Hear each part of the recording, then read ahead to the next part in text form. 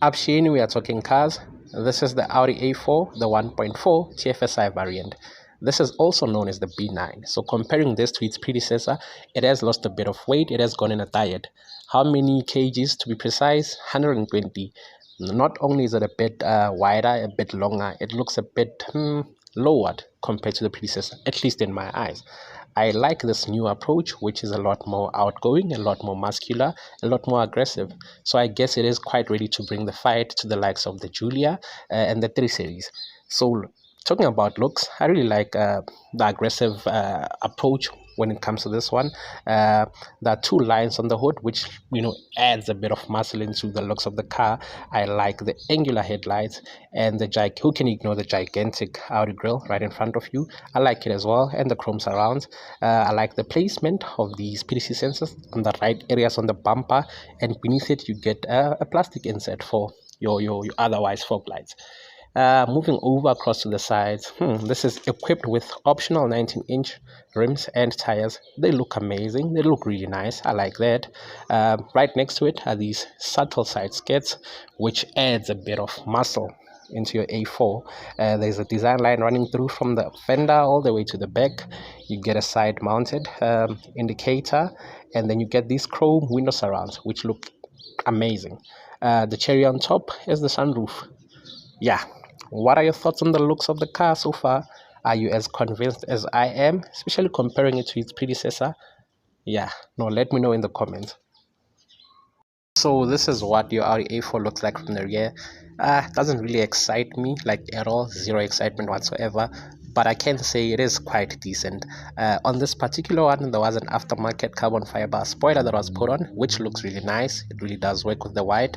I like the shape and the size of these taillights. They are slightly smaller than the predecessor. The PDC sensors are placed over there, which is the right areas on the bumper. And yeah, this is it. Basically, there's nothing else to touch on as far as the rear is concerned. I also just want to mention once again, or have a look at these 19-inch rubber tires once more. They really do look nice, don't they? I like it. And yeah, this is it, guys. Let's move on. Okay, so now this is what your boot opening looks like. Really quite decent. There's a lot of space inside here. As you can see, you can house a number of items, one being your subwoofer, amplifier, and the cherry on top, your baseball bat in case somebody disrespects you, well, if need be. And then there's a storage area over this end, as you can see.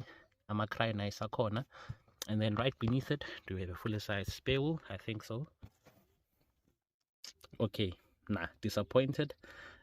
Space saver, but this is it. So yeah, really decent when it comes to storage. Really good. Okay, now opening the door, this is what your door card looks like. Looks really nice, looks really stylish. Subtle cues, a bit of elegance, a bit of classy. And yeah, this is a sports executive sedan, and it should look the part. So this part is not really soft to the touch, but it is well made. You get this aluminium plated plastic insert, aluminium door handle, really nice and steady. Your lock and unlock button over there. And yeah, as for your window controls, really nice and clicky sound. Feels really good. I like this. The quality is on. Yeah, really is proper. Really steady door handle over here. This side is the plastic insert, the leather insert I mean, is quite soft, and this part is interestingly not soft. Comfortable, yes, but not as soft as I thought it would be, which is quite interesting. So you get a hard plastic that is used on this part. A decent storage area over here. It is quite limited, if I can put it like that. You can obviously use this as a cup holder, placing it over there, but yeah, it really is a bit tight. Yeah, bottle cup holder will do. This is where you open your boot. As we now access the interior, this is what the overview looks like. So yeah, this is what you can expect to see on a daily basis when you drive and pilot your sports sedan. So let's start with the seats. They look quite promising as far as design goes. The stitching that is used is quite good, and they look really nice. So yeah, this particular model is not equipped with electronic motors for your seats, so you need to adjust it manually over here and over there. As for your thigh support, it really is well made. It will support you and hug you accordingly. Same goes for your side bolsters. Yeah, this definitely will hug you tightly in corners. I like that. The leather feels really good as well. The seats feel comfortable. They also look quite comfortable. Let me go inside the car.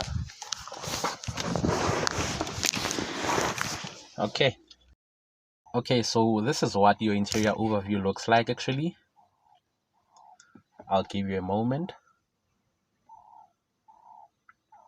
Yeah, quite good. So starting with the steering wheel itself, it feels really good. Good touch points, so your 10 o'clock position feels really good and comfortable to hold. I really like that. And you get pedal shifters on this particular one. They offer you great feedback as far as tactile feel and the sound that it makes. So you do get on this particular one, a few omissions were made obviously, but hey, you do get steering wheel mounted controls. So this is where you can toggle on your infotainment screen, and your volume adjustments would be on the other side. Yeah, it feels really good. This could be flat bottomed, but it isn't. I'm not really complaining, mainly pointing it out. So this is where your headlight controls are at, automatic to really just switch on the different from your parking lights to your full headlights, and to then adjust the brightness and your fog lights. Now on this end, this is where things get a bit interesting. So the design, it looks a bit busy, but it is quite functional. You get this slot over here, I don't know, probably to store your device. You can then adjust the video controls. Well, for your infotainment screen, your media controls are over there. This is your 7-speed DSG shifter. Yeah, okay, maybe this part is a bit unnecessary, but I think it's well integrated. But one thing that I will highlight is the quality, nice and clicky sounds. The feedback as you press really feels good. As you swivel your wheel, listen to those sounds, quality, attentive to detail is really done. You get this adaptive cup holders which are placed over there, and then your 12-volt power supply is over there, your USB input, and then your engine start and stop button. I like the placement of these. I really enjoy that. It really is within reach. I like that. And then you get this control. So this is where you can switch off your parking sensors. Not too sure what this does. Looks like your screen control button. Traction control off. Your automatic start and stop off. So when you stop the car, it will switch itself off and so forth. So this is your aircon controls. They also offer you great clicky sounds and feedback, really easy to adjust, really easy to understand. So your AC, your aircon controls, this is where you swivel the wheels and whatever. You can probably see, you get it. Interestingly designed vents though. They start over here and they run away. Well, they run along all the way to the far end. This would confuse you if you didn't know, but the real aircon vents are, the real vents are these ones placed over here, 1, 2, and the last one over there. Yeah, quality is really good. This part is not so soft though. Yeah, which is quite interesting. The car feels really solidly put together though. I won't complain about that. Everything feels really tight. And yeah, the good infotainment screen over there. So yeah, this is it with the interior overview. There is space, really comfortable. Look at that. Look at a really comfortable center armrest. You can open it just like that. And yeah, it's not deep, it really it's a bit of a storage area, but it's not deep, which is interesting. I don't really get that. Like, what happened to the space underneath? What happened to that? Anyway, your aux port is housed over there, and you can place a USB over there as well. And then this is adjustable. I just don't know how. Yeah, I wouldn't know. You can really move it front and backwards, and yeah, really get comfortable and cozy in the car. You do get a light at a thingy over there. Looks really good. And then your controls for your lights, your reading lights, and yeah, the cherry on top, the sunroof. It is quite decent. It opens really fairly for the size, so I think I like that. Let's go through. As for the rear door card, same materials at the front. Yeah, not so soft to touch. A really good quality door handle. That metal like plastic inside is still over there. The quality remains. Yeah, soft but not really. It is quite confusing, but hey, you will be comfortable. That's all I can say. Really, okay, yeah, fairly decent. In fact, it is quite big. yeah, interestingly big. Don't pack it over there. So this is what the rear overview looks like. I think I like it, hey? I really do. It looks quite clean. Look at the seats. They look comfortable, and you can probably see they definitely are comfortable. Look at that. Really nice, really clean design, clean layout, quite simple, nothing too fussy, and they stuck to what they do best, you know, which is elegance. You do get your isofix mounting points over there, and then yeah, let me just step inside. So from the rear of the car, I really am comfortable in these seats. Notice that the seats are slightly recessed, or these points are slightly recessed, so give you a bit more allowance when it comes to your knees. And I'm really good. I'm really satisfied. Knee room is plenty for me. Toe room, more than generous, more than good enough. And then you get a 12-volt power supply, and yeah, space for I don't know what. They could have used a USB Type-C, or you know, just a USB slot over there. You do notice that you do get a tunnel over here, so for 3 passengers it gets a bit tricky. Ideally use it as a 4-seater, a dedicated 4-seater, and everyone will be really comfortable. Speaking of being comfortable, the center armrest, even though it is quite comfortable, it is missing 2 cup holders. I don't know why would they omit that in a sports sedan. It makes no sense to me, like 0 sense whatsoever. But I guess they can always say, no, wait, we did give you a drinks holder over there. As much as this works, it really isn't so convenient for open drinks or your coffee. You know, you can store your bottle, yes, but yeah, you get what I mean. You also do get your isofix mounting points, which are removable. Maybe not the best solution because you can always lose these, but you do have the option of mounting your seats. This is it for the quality. Looks and feels really good. I like it. I like it. Proper. Okay, driving impressions of the A4. Smooth operator. Really good so far.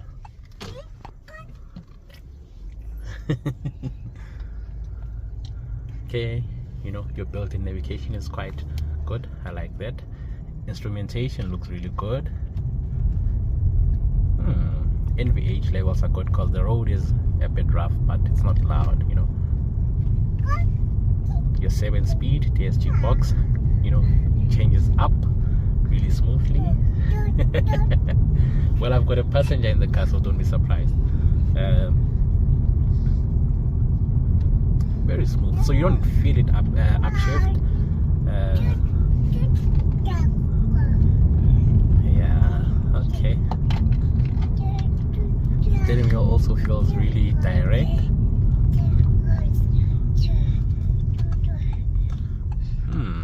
I like it. So far so good. And remember, we're running on 19s, eh? But so far it feels really compliant.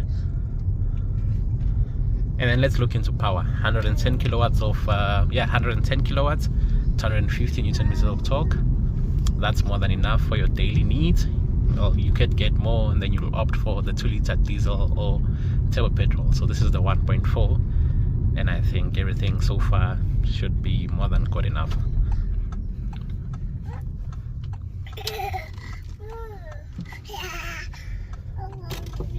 Okay, giving it the bean slightly.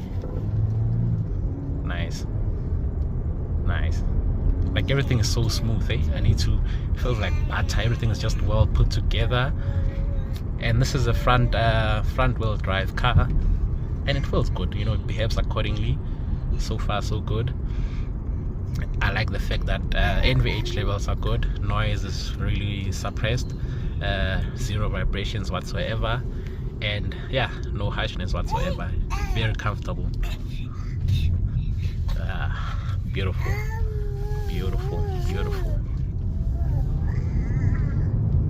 What more do you need, huh? What more do you need from that? We're not even in sports mode, which I believe could alter or make things better somewhat. I like it. So yeah, well, what am I missing? What have I not covered on the driving impression so far? Lane changes, let's see. Body roll, minimum. So yeah, it is a sport sedan, definitely. everything. You like the seats are great. It hugs you nicely around the corner. Good, stays flat. Yeah, good quality workmanship from Audi. Everything is just well made, you know, like yeah, the attention to detail is really good. Nice. 7-speed DSG, yeah, it really changes gears like nothing you've ever seen before. It is very in comfort mode. It really upshifts easily or quickly rather, and you don't feel any of those. When it comes to it downshifting, it also does it like really quickly as well, so I like that. Yeah, I don't think I'm missing anything so far. I think we'll cut it over here. Thank you for watching. Please subscribe. So in closing, what are the final thoughts? I think this is a really great car. It really is. Well, if you are a fan of the A4, then you are a fan of the A4, and for that you get a really good package. Yeah, the car is solidly put together. The build materials are quite good. The performance, even though they're quite modest in this engine variant, I think they're quite good. You know, for an everyday person, they are good. Maybe even more than plenty enough. Gearbox is swift and smooth, and yeah, just changes seamlessly. I like that. So it's overall a really good family car. I don't really fault it for anything. Yes, the looks might not really excite me particularly too much, but that's just about it. As a car, as a product, really good. So out in the open market, you're not really gonna find this one brand new because there is the most recent generation. But if you are looking pre-owned, because South Africa is really quite tricky right now when it comes to prices and so forth, I was able to find a similar and an identical one with similar spec for 310,000, and yeah, obviously includes, you know, things such as your sunroof and so forth. Basically, yeah, similar spec. So that was then priced at 310,000, which equates to about 6,346 rand if you finance your car over 6 years with yeah, a prime lending rate plus 2%. So you get really good price performance ish spec in that at that price point. So standard specification includes, you know, proper headlights. I think it's 80s on headlights. You get your keyless entry and go, your multifunctional steering wheel, Bluetooth, cruise control, rain sensing wipers and lights, you know, and all so much more. So basically you will then get to really enjoy your car to the fullest. And then we won't really look into servicing and warranty because it's way past due that, or maybe it's becoming overdue by now, 2024. But yeah, when you get this car, make sure that you get warranty. You do need backup for your automatic gearbox. They tend to go at some point, so you need backup for that. And then the engine is fairly reliable as far as I know, you know, so you should be good. But really, if you get this car as a second hand, always, when it comes to the German 3, Beamer, Mac, BMW, Audi, Mac, ensure that you opt for an extended warranty, a good one, which will cover you for, you know, the major cost and the major costly repairs, because after all, this car was quite expensive when it came out. It was easily yeah, almost double the price that we quoted right now. So always remember that, keep that at the back of your head. So yeah, thank you so much for watching. Please like, please subscribe. We'll see you on the next one.